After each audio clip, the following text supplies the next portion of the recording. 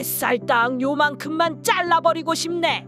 뱃살 뺀다고 안 먹었더니 배고파 뒤지겠네. 뭐 먹을 거 없나? 먹고 싶은 건 도대체 왜 이렇게 많은 건데? 오늘따라 족발 땡기네. 저도 넘쳐나는 뱃살 때문에 고민이 많은데요. 배고픔을 이겨내면서 뱃살을 빼는 게 여간 힘든 게 아니더라고요. 최근엔 비만을 공부하면서 뱃살 빼는 음식을 발견해서 도움도 받았는데요.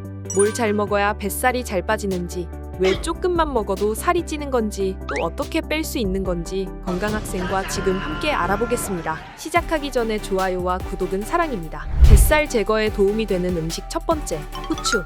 후추가 지방을 빼는데 도움을 준다는 게 의외였는데요. 후추 속에는 피페린이라는 성분이 들어있어서 새로운 지방이 생기는 것을 막아주고 몸의 에너지 소비를 증가시켜 체내 지방을 태우는 데 도움을 주는데요. 거기에 지방 세포 안에 있는 지방까지 분해시키는 효능을 가지고 있습니다. 또 우리 몸의 항산화 효과 및 항암 작용을 하고 있어서 정상적인 세포들이 암세포로 변하거나 다른 장기에 전이되는 것을 막아주는 데에도 큰 효능이 있습니다. 뱃살 제거에 도움이 되는 음식 두 번째, 그릭 요거트. 그릭 요거트는 아침 공복에 먹기 좋은 음식으로도 추천드린 적 있는데요. 당분이 들어있지 않은 플레인 요거트도 좋습니다. 그릭 또는 플레인 요거트는 일반 요거트와 비교했을 때 약 2배 많은 단백질을 가지고 있습니다. 이 단백질은 위 안에 좀 더 많은 시간을 머물기 때문에 포만감을 유지시켜서 다른 음식이 생각나지 않게 도와줍니다. 또 요거트에 들어있는 프로바이오틱스는 배에 가스가 차고 더부룩한 증상을 없애주면서 숙변 제거에도 도움을 줍니다. 뱃살 제거에 도움이 되는 음식 세 번째, 계란. 역시 완전식품이라 복부지방을 빼는 데에도 도움이 되는데요. 계란과 같은 고단백 식품은 근육을 생성하고 유지하며 대사율을 높이고 식욕을 억제하는 역할을 합니다. 우리가 다이어트 한다고 단백질 섭취에 소홀할 수 있는데요. 그러다 보면 어찌어찌 살은 빠질 수 있지만 근육도 같이 빠질 수밖에 없습니다. 하지만 계란을 섭취하면 지방은 빠지되 근육 손실은 방지할 수 있습니다. 그러면 우리가 조금만 먹어도 살이 찌는 이유는 무엇일까요? 현대인 만병의 근원인 스트레스를 많이 받아서일 수 있습니다. 평소 스트레스를 많이 받는 편인가요? 스트레스는 신진대사 및 체지방 조절 능력을 방해하면서 지방을 쌓이게 만드는데요. 사람의 몸은 스트레스를 받으면 코르티솔이라는 스트레스 호르몬을 분비합니다. 코르티솔이라는 호르몬은 식욕을 촉진시켜 음식을 찾게 만듭니다. 특히 칼로리가 높은 음식을 찾게 되는데요. 스트레스를 해소시켜줄 수 있는 설탕, 밀가루 음식 등의 당지수가 높은 음식을 찾게 합니다. 고칼로리, 고지방 등의 자극적인 음식이 뇌에서 세로토닌이라는 행복 호르몬을 많이 만들면서 과도한 스트레스를 해소해주는 역할을 하기 때문입니다. 그래서 먹는 걸로 스트레스를 풀게 되면서 나도 모르게 서서히 살을 찌워가게 되는 거죠. 혹시 밥을 먹고 난 뒤 달달한 간식을 찾진 않으신가요? 또 스트레스를 받으면 자꾸만 먹고 싶어지진 않으신가요? 책상이나 식탁에는 항상 간식이 있진 않나요? 피곤하거나 기운이 없을 때 달달한 간식 한 입이면 힘이 난다거나 간식을 안 먹는 날이면 괜히 짜증이 나거나 예민해지진 않으신가요? 이런 경우를 많이 느끼신 분이라면 탄수화물 중독일 가능성이 아주 높은데요. 체중 관리를 하려고 하신다면 하루 섭취하는 탄수화물의 양을 평소의 반 정도로 줄이시고 그 외 필요 이상의 탄수화물 섭취를 참으셔야 합니다. 탄수화물 중독에서 벗어나려면 얼만큼 참아야 할까요? 약 2주 정도를 참으시면 탄수화물 중독에서 벗어날 수 있다고 하는데요. 말이 2주지 14일을 참는다는 게 쉽지 않습니다. 밥을 먹기 전에는 올리브유를 두른 샐러드 또는 한 줌의 견과류로 섬유질과 단백질로 배를 약간 채운 뒤 식사를 하신다면 탄수화물 중독으로부터 도움을 받으실 수 있습니다. 스트레스도 받고 탄수화물 중독이라 먹는 것도 맘대로 먹지 못해 살을 빼기 힘들다면 지금 내가 할 수 있는 가장 쉬운 방법은 어떤 것이 있을까요? 가장 쉬운 첫 번째 방법, 잠자기.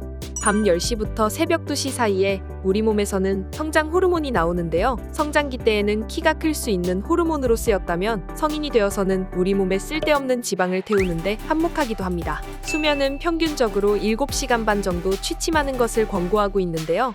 성장 호르몬이 나오는 시간대에 맞춰 잠을 자면서 생체 리듬에 맞춘 수면으로 내 몸의 성장 호르몬이 지방을 태울 수 있게 만들어주도록 합니다. 수면 부족이 반복되면 낮 동안 식욕이 자주 강하게 발생하고 탄수화물 섭취량도 평소보다 늘어날 수 있기 때문에 충분한 수면과 성장 호르몬이 분비되는 시간대에는 반드시 잠에 드시기 바랍니다. 가장 쉬운 두 번째 방법, 먹지 않는 시간 정하기. 내 맘대로 간헐적 단식이라는 걸 해보는 건데요. 쉽게 예를 들면 하루 24시간을 반으로 쪼개서 12시간은 먹을 수 있는 시간, 나머지 12시간은 먹지 않는 시간으로 나누는 것입니다. 12시간 동안 안 먹으면 심한 게 아닌가 하는 생각이 드실 수 있는데요. 예를 들어 8시간을 잔다고 하면 깨어있는 4시간만 먹지 않으면 되는 거니 생각보다 어렵지 않게 하실 수 있습니다. 먹지 않는 시간은 내가 정하기 나름인데요.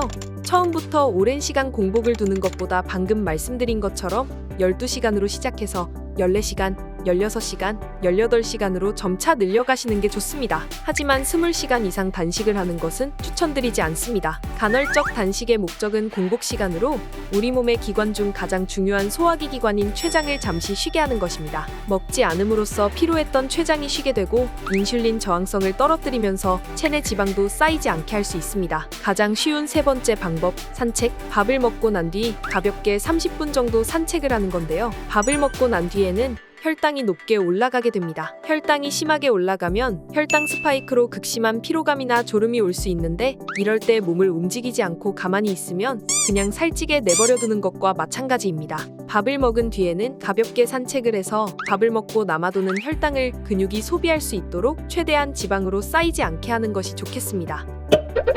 아무래도 가장 좋은 방법은 운동인데요. 내장 지방을 빼는데 가장 효과적인 운동은 고강도 인터벌 운동입니다. 짧은 시간 안에 엄청난 에너지를 쏟아내고 살짝 쉬다가 다시 엄청난 에너지를 쏟아내는 반복적인 방식의 운동입니다. 오른쪽에 5분간 할 수 있는 고강도 인터벌 운동을 걸어두었으니 운동해보실 분들은 참고해주세요. 이렇게 뱃살 제거에 도움이 되는 후추, 그릭 요거트, 계란에 대해 알아보고 스트레스를 관리하지 않으면 왜 살이 찌는지도 알게 되었습니다. 또 뱃살을 뺄 수 있는 가장 쉬운 3가지 방법도 건강학생과 함께 알아보았습니다. 가족 건강을 위협하는 뱃살과 스트레스는 조금만 더 신경 써서 관리해주는 건 어떨까요?